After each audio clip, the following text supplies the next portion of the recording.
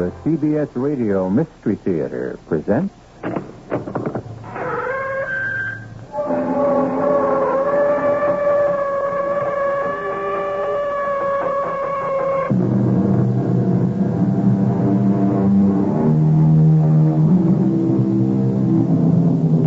Come in. Welcome. I'm E.G. Marshall. I want to tell you a love story of the future. Yes, we have loved in the past, we love today, and we will love 1,000 years from now. This is a strange love story. But think of it this way. A caveman pulling his lady by the hair into his cave could never understand what gentlemen do with their ladies today. And our ladies and gentlemen of today may have trouble understanding how they will treat each other tomorrow. Let's find out. You be the judge whether this is a love story. Dr. Goland, I don't know anything about science. But I hear your specialty is monkeying around with life. My dear Mr. Fork, and I've received the highest awards for my discoveries and techniques in genetic biology, chromatic manipulation, molecular biochemistry. Sure. But could you make a girl? What? Make a girl? That's it. Make a girl. Make a girl who died 10 years ago. Could you make an exact duplicate of a dead girl?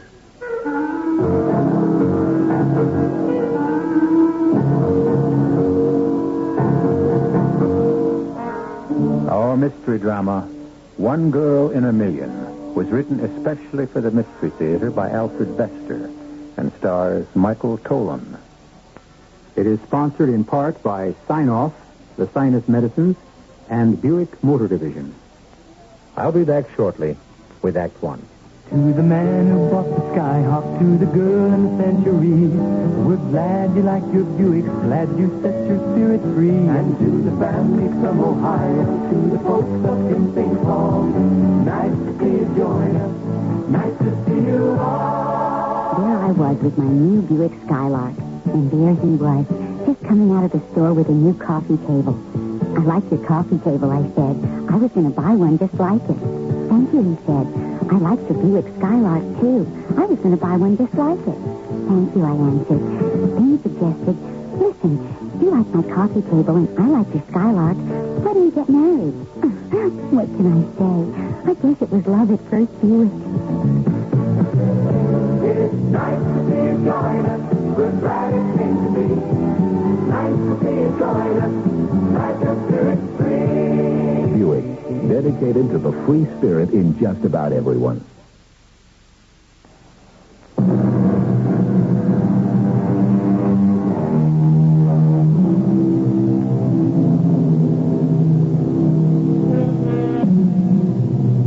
Let me put you in the picture of 1,000 years from now.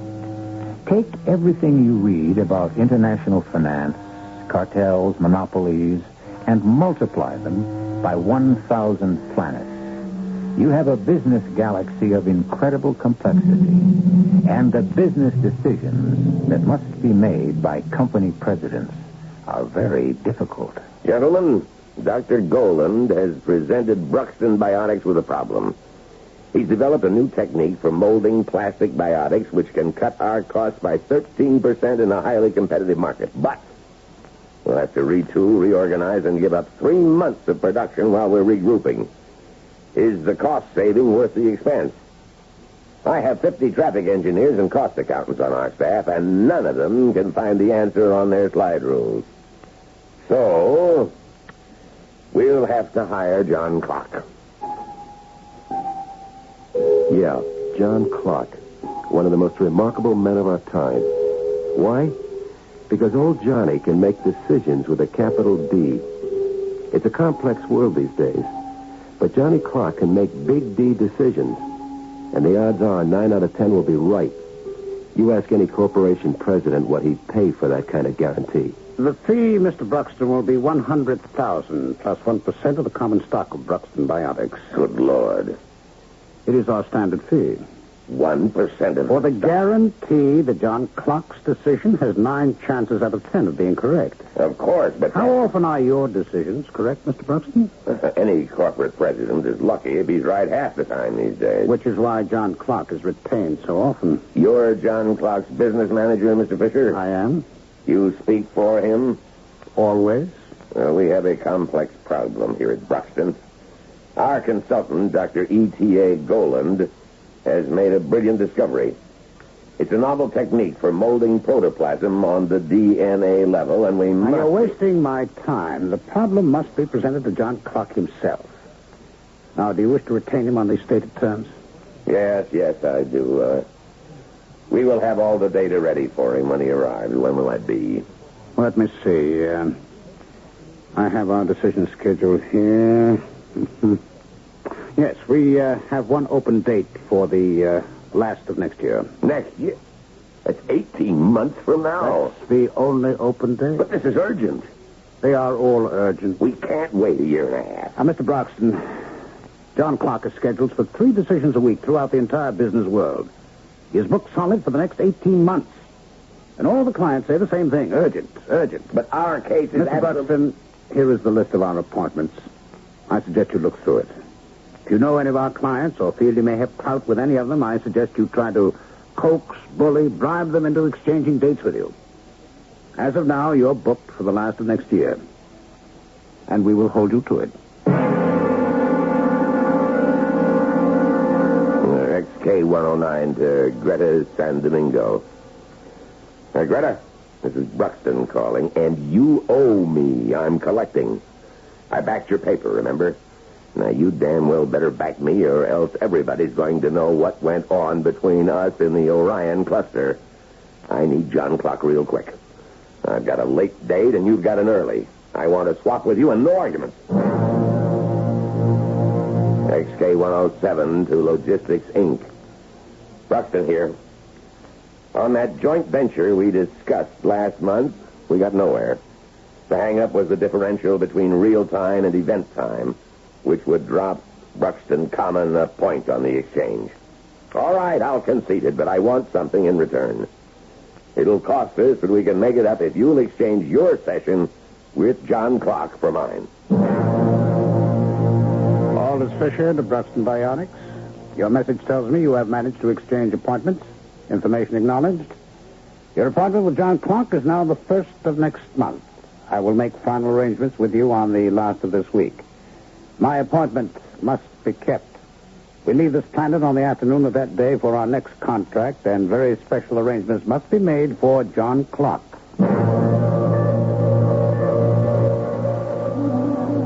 I think I've got your plant layout, Bruxton, pretty well in mind. Now, how many on your security staff? No more than 24, Mr. Fisher. Oh, not nearly enough. We use 10-hour cells for John Clark alone. Good heavens. Now, look, I want your security staked at every entry leading onto the main floor. Strict orders. No one exits or enters without my approval. But why? Our security staff will cover every move Clark makes. Alert your people. You make it sound like we would want to assassinate John Well, Clark. think what you like. Our staff will wear the John Clark OD badge. Tell the people that their orders are to be obeyed without question. Well, this is fantastic, but I'll give the word. All right, and this is most important. I'd say you have some 1,800 working in your plant? 1,937. Any of them named Kruger? Kruger? Kruger. Kruger. Oh, Fisher, I don't know all their names. I'm only the president. I don't expect you to, but personnel named Kruger cannot be here. Any personnel named Kruger cannot be here. You heard me. No one named Kruger may be inside the Bruxton Bionic plant while John Clark is making his decision. Fisher, I can't understand. I'll put it another way. John Clark must never meet any man named Kruger. Why? I wish I knew. So came the great day, and Bruxton Biotics was wondering, who's this John Clark who earns $15 million a year and owns 1% of 1,000 planets? What's he look like? How does he act? Came 11 in the morning. John Clark's personal security force arrived. They checked everything. They gave orders. This had to be closed, that had to be locked, and so on. The orders were obeyed. No one argued with John Clark. Bruxton Biotics held its breath and waited for him. Came noon, and a jet gunned in out of the sky and landed in front of the main gate. The hatch of the jet slid open. Two rough, tough guards stepped out and cased the scene carefully. Clark's security chief signaled okay. Out of the jet came some real pretty secretaries. Then a kind of thin clerk with papers and tapes clutched in his hands, looking tired and overworked. After him came a tall man who looked and walked and acted like a sort of kindly king. You could love him and trust him, and it was a pleasure to have 1% of yourself owned by him. Only when old man Bruxton jumped up to greet him in his office, it was the beat-out, overworked clerk who said, Excuse the deceit, Mr. Bruxton. I'm John Clark. You're John Clark? Yes, Mr. Bruxton. The other man's only a decoy. You know, an image for the media and the public. I think I understand. May we get down to business? Where's your data? Oh, here, Mr. Clark, on my desk. Thank you. Would you mind if I used your desk? Oh, not at all. Sit where you please. Take my desk, by all means. You're very kind, thank you. Now, let's have a look at the Bruxton problem.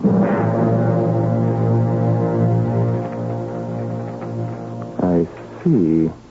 Very interesting. Notes, Miss Simpson. Ready, Mr. Clark.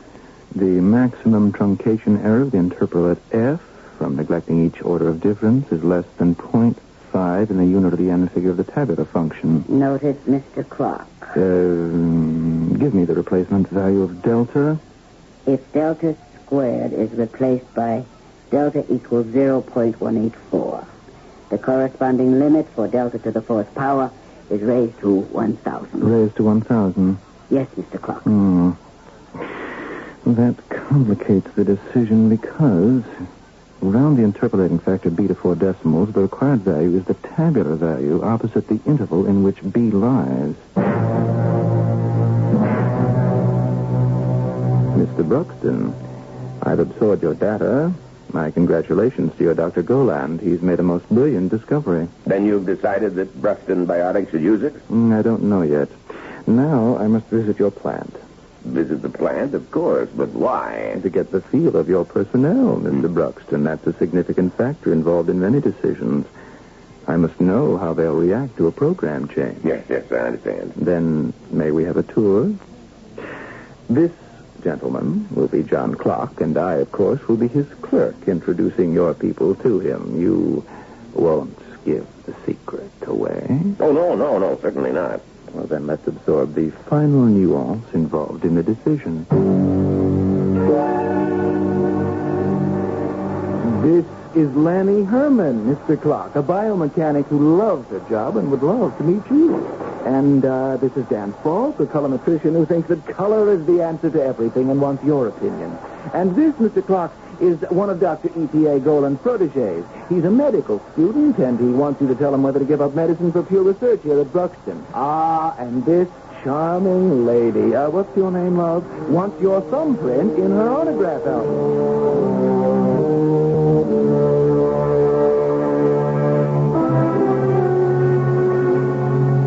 Well, Mr. Clark? Give him time. He's absorbing. But Fisher... I said give him time. You'll hear the decision when it comes. Well, can I talk to him? You've paid for it. Yes. Mr. Clark, yes or no? Yes. Back Goland's discovery. Your profit margin will drop to 0 in the first year, but you'll outstrip the competition by 9% in the next. However, you may have to fight patent litigation. I suggest a raise in salary for your staff to keep them loyal to you in court. Thank you, Mr. Clark. You give me more than I bargained for. I'm the chairman of the Migration Authority, you know, and if I can return the favor by helping your itinerary in any way... Are we finished, Aldous? Finished, John. Then thank you and goodbye, Mr. Bruxton. No, I'll see you out, Mr. Clark. I'm honored. Oh, thank you, but I'm not John Clark anymore. I'm just the bookkeeper introducing your people to the great man. Fisher insists that we maintain the image.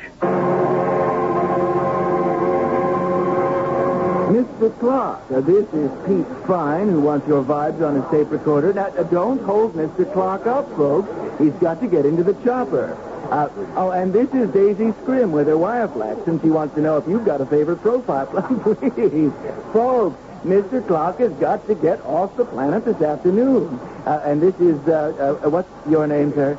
Mr. Clock likes to know people's names. What? What? Kruger? Kruger! Kruger, you murderers! I've been waiting for this! I've been hunting you for 10 years!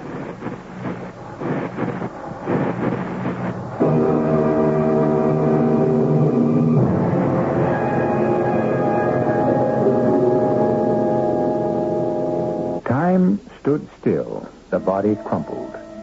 The clock staff leaped into action. They piled John Clock into the helicopter, which took off and disappeared. The security men quietly vanished. Only Aldous Fisher remained alongside the body in the center of a horrified crowd. "The fool," Fisher said savagely. "We warned him. We warned all the Krugers. All right. Call the police. I shall be back shortly."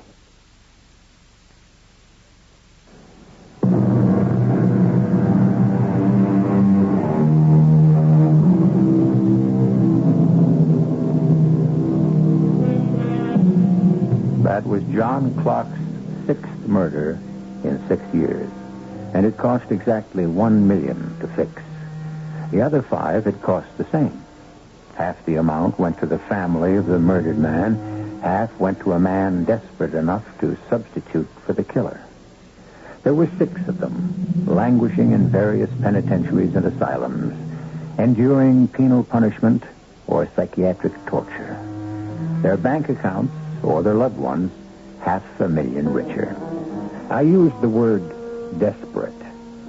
So was Aldous Fisher as he consulted with the John Clock staff in the Hotel Alcor Splendide en route to the next planetary contract. 6 killings in 6 years, Miss Simpson. We can't keep it quiet much longer. Sooner or later, somebody's going to put it all together and ask why John Clock always hires crazy clerks. What's the matter with him anyway, Mr. Fish? Oh, no, Simpson. He's got a Kruger fixation. He meets a man named Kruger, any man named Kruger. He screams, he curses, he kills. Don't ask me why. Something buried in his past. A woman named Kruger? Oh, never. Always a man. Have you ever asked him? How can I? It's like an epileptic fit. He never knows it's happened. You'll see. When he wakes up, he'll come in here as innocent as a baby. Take him to a psychoanalyst. I'll tell a question. Why? You're new on the staff, Ms. Simpson. You don't understand. All right, Mr. Fisher. Make me understand. I'll do it with an analogy. Back in the 20th century, people played cards with 52 cards in the deck. Those were simple times. I've read about that. But today, everything's more complex. We're playing with 5,200 cards in the deck. So, what's the moral?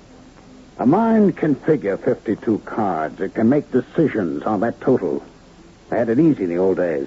But no mind is big enough to figure 5,200. No mind except clocks. We've got computers. And they're perfect when only cards are involved. But when you have to figure 5,200 card players, too. Their likes, dislikes, motives, ambitions, so on. What clock calls the nuances. Then clock can do what a computer can't do. He's unique. The psychoanalysis might destroy that. How? Because it's an unconscious process in clock. He doesn't know how or why he does it. If he did, his big D decisions would be 100% correct.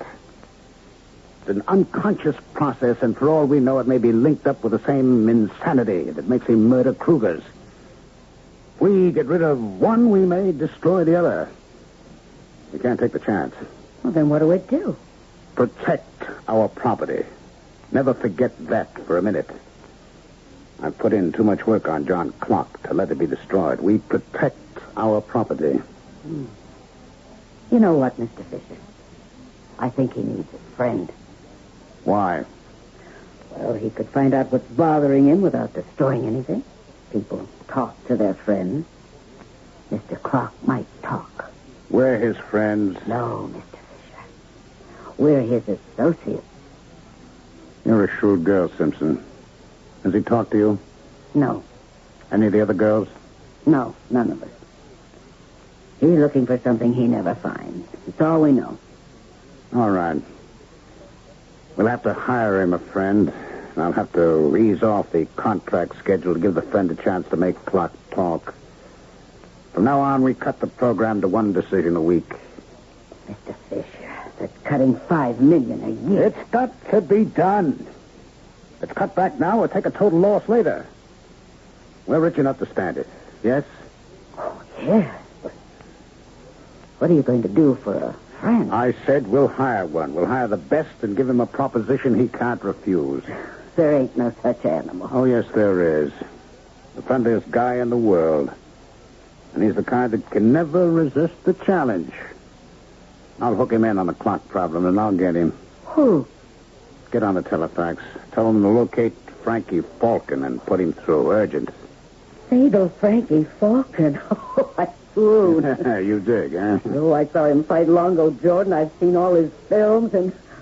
well, you just can't help loving that hunk even when he's beating somebody's brains out. Yes, and he's twice as fatal with women. I'll give him a challenge and a contract he can't resist.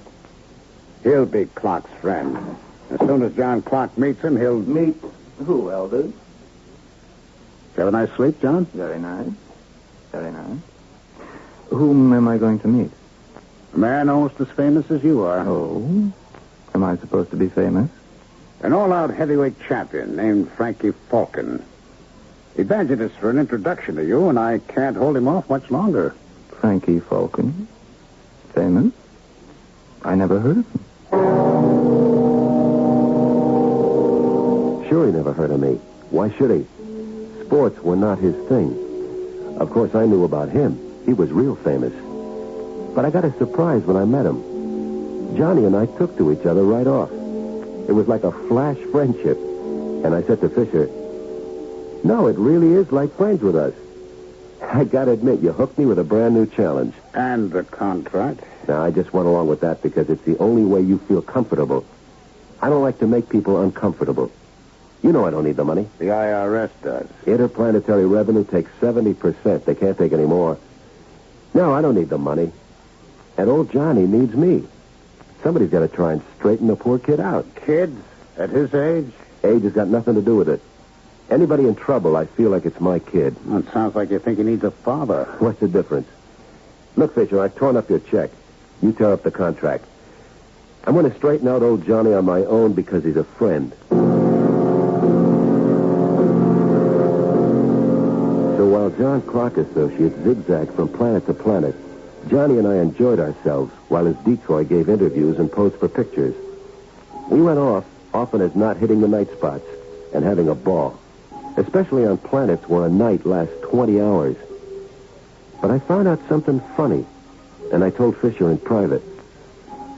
I don't know how close you've been watching Johnny, but if you think he's been sleeping every night safe in his little trundle, you better switch notions. How's that? Old Johnny, he's been sneaking out nights when you thought he was getting his brain rest. The devil. How do you know? By his reputation. They know him everywhere. They know old Johnny in every bistro from here to Orion.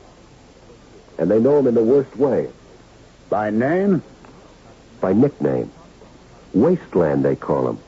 Wasteland? Uh-huh, Mr. Devastation. He runs through women like a prairie fire. You don't know this? No. How? Well, like we go into a club. Johnny cases the joint, table by table, looking over the women, looking for a type that interests him. Yeah? If there's a show, he cases the chorus, looking for a type. The same? Yep. And if he locates one... Now, wait a minute. Always the same type? Yep. A girl with jet hair and inky eyes and very white skin. And then the trouble starts. What trouble? He moves in on the girl and makes a pass that any cop would call assault with intent to kill. Clock? Oh, no, that's impossible. I'm sorry, Fisher, he does. Me, I've been around, but I'm scared by it. I never saw such a hasty man. And so violent. What happens? Nothing. That's the crazy part. Absolutely nothing. That's why you get no complaints from the cops. But the women... Well, some girls fight, others want to give in. But Johnny's never satisfied. He leaves him cold. He pays up like a gent out of his own pocket and moves on. He could have almost any woman agreeable if he'd slow down a little, but he can't. He's driven. By what? I don't know. It's like he's working against time.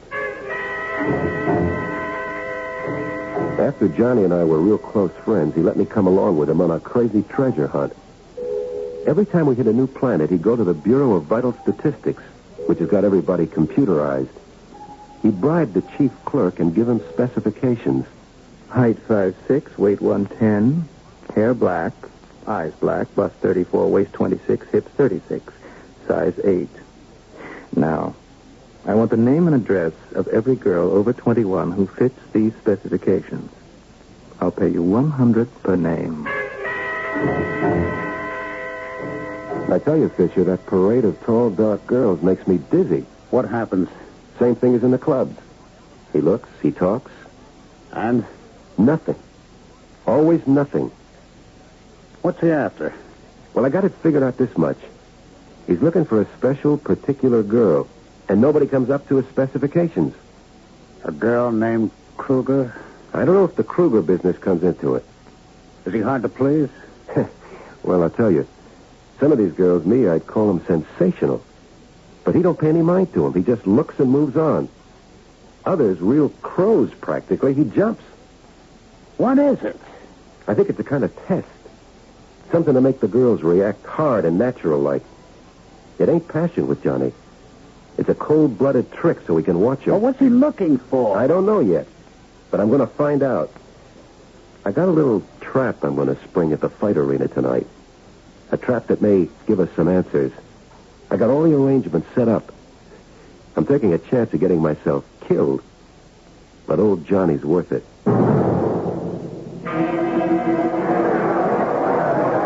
I think it's ugly, Frank. Yeah, me too.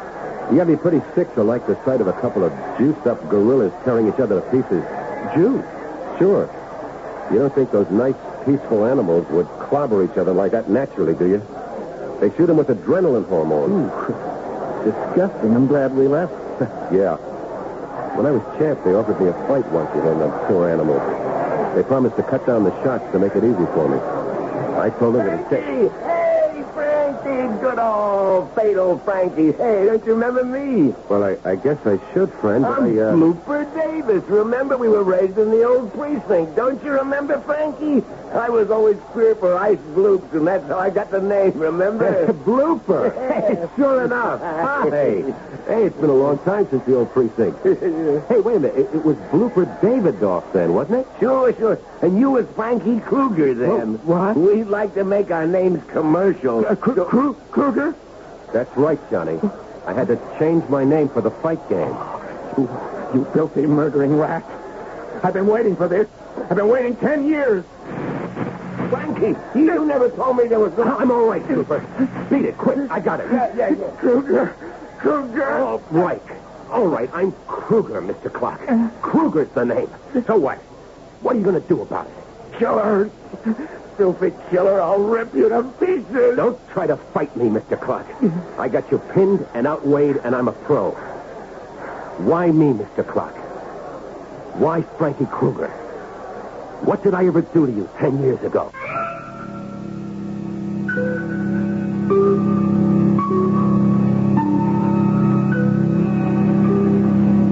Falcon has John Clark pinned in the stadium corridor while Clark screams and struggles.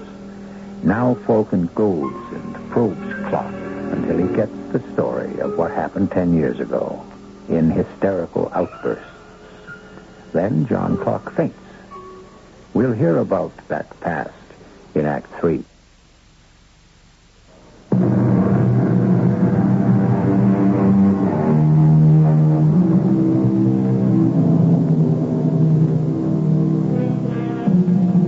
Frankie Falcon slings the unconscious John Clark over his shoulder and carries him back to the hotel. There he puts him to bed, and then goes out to report to Aldous Fisher and the Clark staff. He shows them the laser pistol with which Clark tried to murder him and describes the trap he'd set with the aid of Blooper Davis. He tells them about Clark's insane response and then goes on to explain the source of the insanity. Poor old Johnny was in love with a girl named Seema Morgan, and she was in love with him. It was big, romantic stuff. They were going to be married. And then Seema Morgan got killed by a guy named Kruger. Kruger. So that's the connection. How'd he kill her? This Kruger was a drunk think. He had a bad flying record. They took his license away, but that didn't make any difference to Kruger's kind of money. He bribed the dealer and bought a jet without a license. What money can't do. One day he buzzed a school just for the hell of it. His jets blasted the roof and killed 3 kids and a teacher. This was back on Earth in a town called Berlin. Good Lord. They never got Kruger. He started planet hopping, and he's still loose. The family sends him money. The cops can't find him. Clark's gunning for him because the school teacher was his girl, Seema Morgan. How long ago was this? Near as I can figure from what Johnny poured out, 10 years, 8 months. And 10 years ago, Clark first showed he could make decisions. Big D decisions. Up to then, he was a nobody, just another computer programmer. And then came the event. Not an event, a tragedy, Mr. Fisher. All right, then came the tragedy, and with it the hysteria. And the genius. Don't tell me that one didn't produce the other. Nobody can tell you anything, Fisher. All right, so he kills Kruger over and over again, right? Revenge, fixation. What about the girls in the wasteland business? You ever hear the expression, 1 girl in a million? Oh, who hasn't?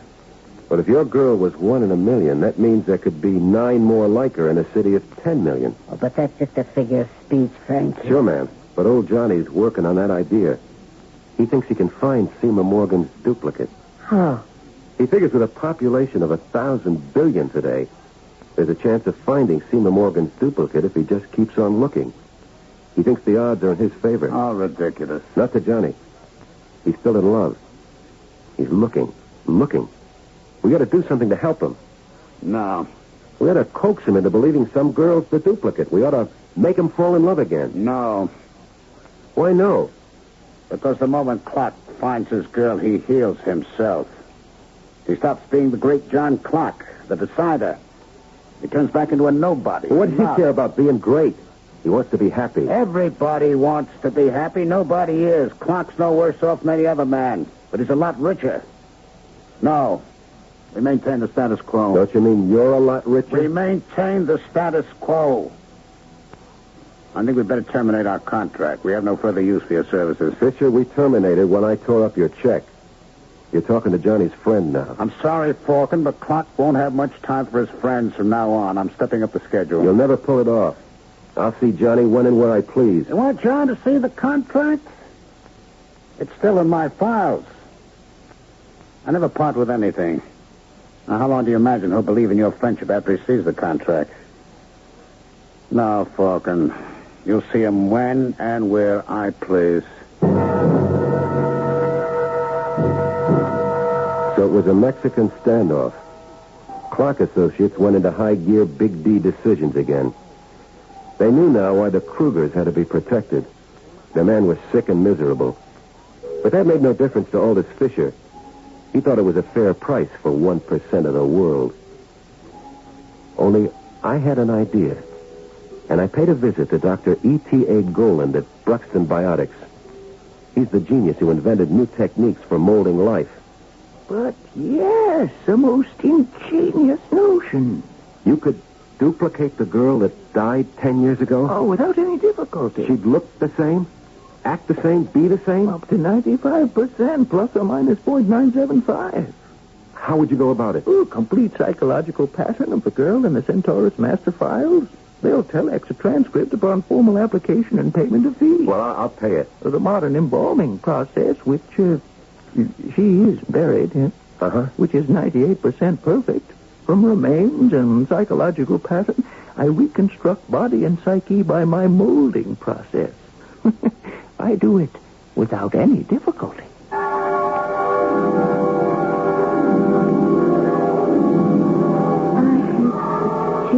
Coming down toward the school. And then there was a kind of explosion. What happened? Well, that was a while back, Miss Morgan. You know me? Yes, ma'am. Oh, am I in a hospital? What happened? I'm Frankie Falcon, Miss Morgan. A lot's happened, and I'll explain later. But first I want you to look at me real hard and make up your mind whether you can trust me. Yes, I think I can trust you. No matter what I say, you've got to trust me. No matter what I tell you, you do it. But why? For the sake of Johnny Clark. Oh, something's happened to him. What is it? No, not to him, Miss Morgan. To you. Be patient. I'll explain. I had it in mind to explain now, but I can't. I'd best wait until tomorrow. Dr. Golden will put you to bed, and you get your rest. I'll see you tomorrow.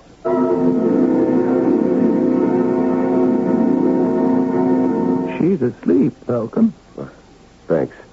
She is in splendid condition. A beautiful, healthy creature. I'm very proud. You should be. You're a genius. Yeah, of course.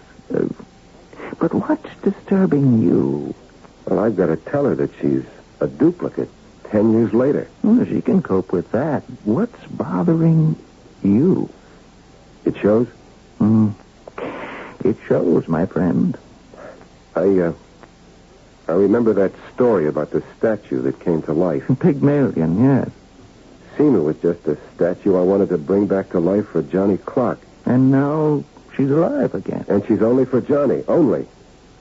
But when I saw her alive, it's crazy. I saw dozens so much like her when Johnny was on the search for a duplicate.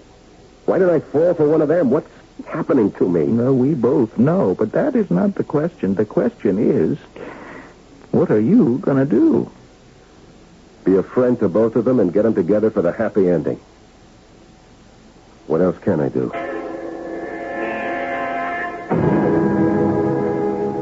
Yeah, and it was the toughest fight of my life on the ship to Ross Alpha, where old Johnny was making Big D decisions.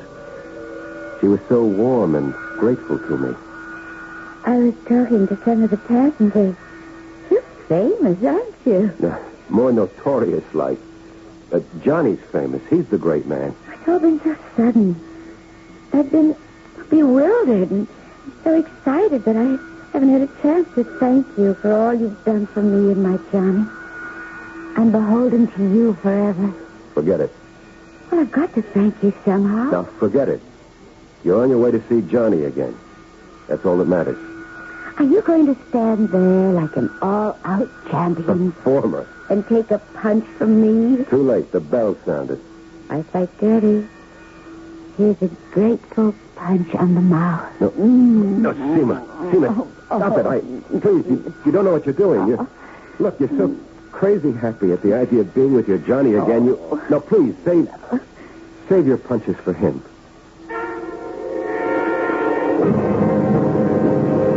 So we put down on Ross Alpha with one girl in good condition and me a wreck. And damned if I wasn't met by Aldous Fisher and old man Bruxton, who was chairman of the Migration Authority. Mr. Falcon, it has been brought to my attention by Mr. Fisher that you have arrived here on Ross Alpha accompanied by a young woman. Yeah.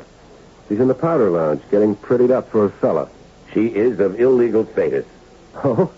How would Mr. Fisher know? You fool. I've had you followed ever since you left. Why? The contract was canceled. Did you think I would let it go at that? Mr. Fisher informs me that the young woman with you is traveling under an assumed name. Her migration papers are fraudulent. How fraudulent? She's Seema Morgan. Her papers say she's Seema Morgan. Seema Morgan died 11 years ago. The woman with you can't be Seema Morgan. And until the question of her identity can be resolved, she will not be permitted entry. I'll have documentation on Seema Morgan's death telex within a week, Falcon. Oh, you don't know it, but you're making it easy for me, Fisher. The one thing in the world I'd like most is to get her out of here and never let Johnny see her and never let her see him. I'm so crazy to keep her for myself that... Look, withdraw your charge, Fisher. No. You can't keep them apart. Not this way. Suppose she's interned. Who's the first man I subpoenaed to establish her identity? John Clark. Who's the first man I called to come and see her? John Clark. You think you could stop him? I'll show him that contract. I'm showing... Go ahead and show it to him. He wants his girl, not me. Withdraw your charge, Fisher. Stop fighting. You've lost your meal ticket. I took Seema to the Ross Splendide Hotel, checked her into a suite, and went looking for Johnny Clock. First stop, the Bureau of Vital Statistics. And there he was, giving specs as usual. I want the name and address of every girl over 21 who fits the specifications I've just given you. I'll pay you $100 per name. Hey, Johnny. Frankie. Frankie, where have you been? Why didn't you let me know you were coming? How long can you stay? I've missed Never you. mind that, Johnny. Later. Right now, I got a tip for you. Huh? Coming over on the ship, I met a girl who kind of could fit your specs. Oh? She's got a kind of half lisp Yes? and a funny way of tilting her head when she talks. She does. Only she's not girly like most. She's more spunky-like. Where is she? She's putting up at the Ross Splendide. Oh, I've got to see her, Frankie. I've got to. She sounds exactly... Can I see her? Sure, nothing easier. Come on, I'll lead the way.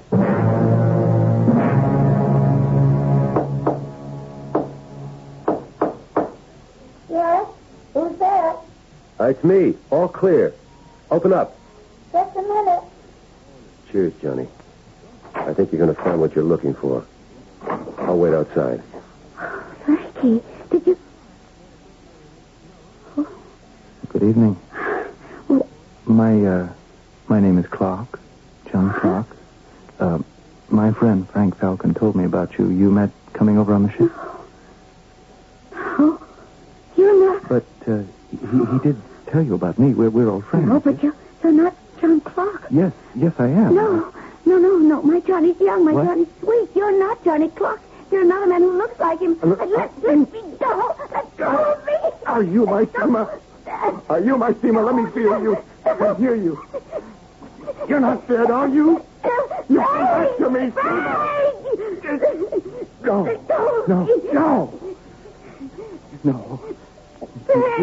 You're not. You're not. I'm sorry. Please. I'll move on. I won't bother you again. It's all a mistake. You see, I make so many. Look, would 1,000 squares? Here, take it. For heaven's sake. Don't. I'm moving on. Seema, are you all right? She's not Seema, Frankie. It's a nice try. And thanks. I'll get out.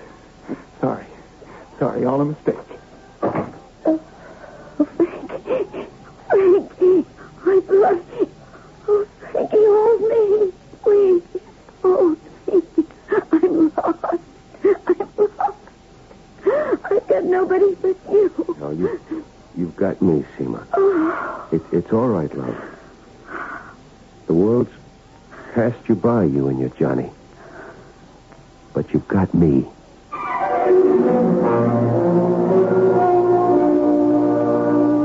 Falcon takes a step towards Seema Morgan, then hesitates. He makes a last attempt to quench the love within him for this lovely lost creature, searching for a way to bring her and her Johnny Clock together. Then he loses all control and takes the girl in his arms.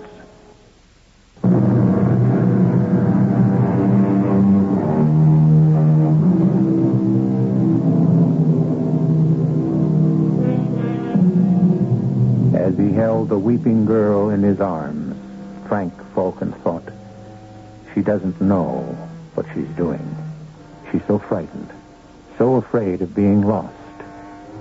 She's not mine. Not yet. Maybe never. And then, Aldous Fisher's won, and Johnny Clock's lost. Our cast included Michael Tolan, Ralph Bell, Evie Juster, Leon Janney, and Russell Horton. The entire production was under the direction of Hyman Brown. Radio Mystery Theater was sponsored in part by Anheuser-Busch Incorporated, brewers of Budweiser. This is E.G. Marshall inviting you to return to our Mystery Theater for another adventure in the macabre. Until next time, pleasant dreams.